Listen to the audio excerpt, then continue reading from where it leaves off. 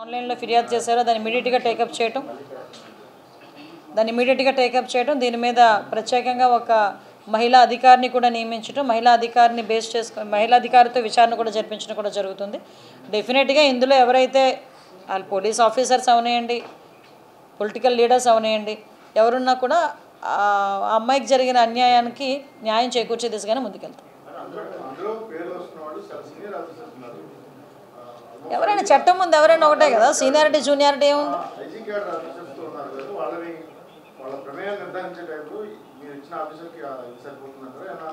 Enquiry officer is enquiry officer. Enquiry officer ఏదైనా enquiry ఆఫీసరే. Enquiry చేసి report ఇస్తారు. ఆ రిపోర్ట్ని బేస్ చేసుకొని ఎలా చేయాలి ఏంటన్నది అందరూ డిపార్ట్మెంట్ అంతా కలిసి కూర్చొని నిర్ణయం తీసుకుంటారు. కానీ ఒకటి నేను చాలా సందర్భాల్లో చెప్పాను, పోలీస్ డిపార్ట్మెంట్ వాళ్ళకి నేను హోమ్ మినిస్టర్గా బయటకు ప్రమాణ స్వీకారం చేసిన తర్వాత కూడా చెప్పాను, మీరు వర్క్ చేయాల్సింది గవర్నమెంట్కి ప్రజలకి, జవాబుదారీతనం గవర్నమెంట్కి ప్రజలకి. ఏవో పోస్టింగుల గురించో లేకపోతే మెహర్బానీల గురించో వాళ్ళ దగ్గర గొప్పతనం గురించో కొన్ని సందర్భాల్లో కొంతమంది ఆఫీసర్ చాలా లో పర్సన్, అదే 10% 15% ఆఫీసర్స్ ఏం చేశారంటే అత్యుత్సాహం ప్రదర్శించారు. ఆ అత్యుత్సాహానికి పరాకాష్ట దాని పర్యవసానమే ఇలాంటివన్నీ. బట్ నేను ఇప్పుడు ఏమీ ప్రూవ్ అవ్వకుండా దేని గురించి నేను మాట్లాడకూడదు యాజ్ హోమ్ మినిస్టర్. కాబట్టి విచారణ సాగుతుంది కాబట్టి విచారణలో ఏదైతే వివరాలు వస్తాయో దాన్ని బట్టి యాక్షన్ ఉంటుంది.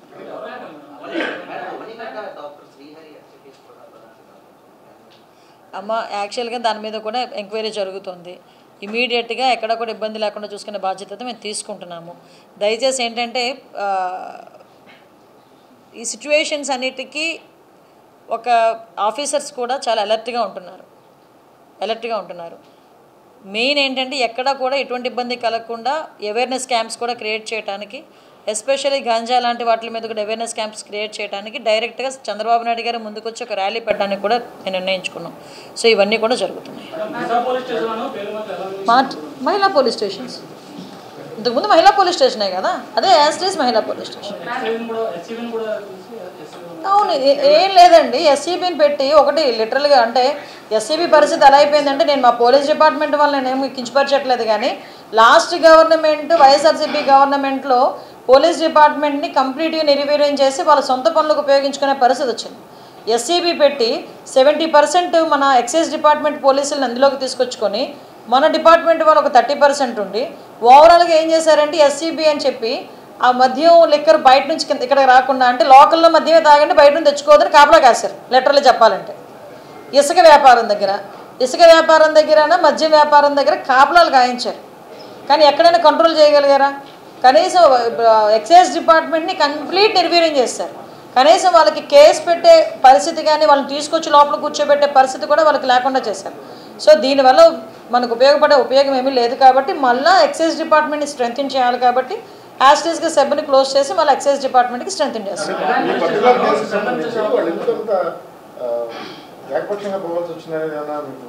విచారణలో తేలుతుందండి,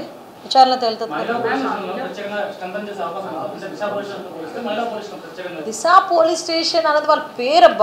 మహిళా పోలీస్ స్టేషన్ బోర్డులు మార్చి దిశ పోలీస్ స్టేషన్ పేరు పెట్టుకున్నారు. ఇప్పుడు ఆ దిశ యాక్ట్ అనేది లేదు, ఏమీ లేదు. కాబట్టి మేము తిరిగి మా యథాస్థానంలో మహిళా పోలీస్ స్టేషన్స్ ఏర్పాటు చేశాం.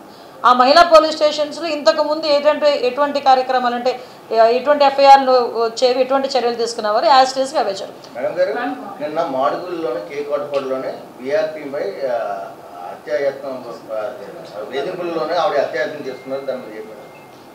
యాక్చువల్గా కంప్లైంట్ ఇచ్చారు కదా, ఎంక్వైరీ చేస్తారు.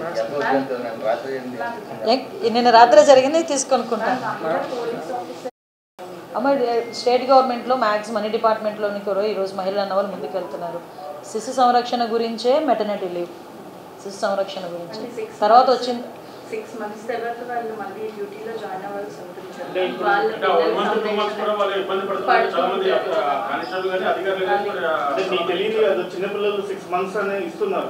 మీకు విషయం చెప్పనా, 6 months చేశారు. ఇంతకుముందు 3 months ఉండేది. నిజం, ఇంతకుముందు 3 months, దాన్ని 6 months చేశారు. అలాగని నేను ఎప్పుడు కూడా తల్లిని బిడ్డని విడదీయాలని ఎప్పుడు అనుకోరు. జాబ్ని చూసుకుంటూనే పిల్లల సంరక్షణ కూడా చూసుకునే బాధ్యత కూడా వాళ్ళకి కూడా చిన్న వెసులుబాట్లు కల్పిస్తుంది.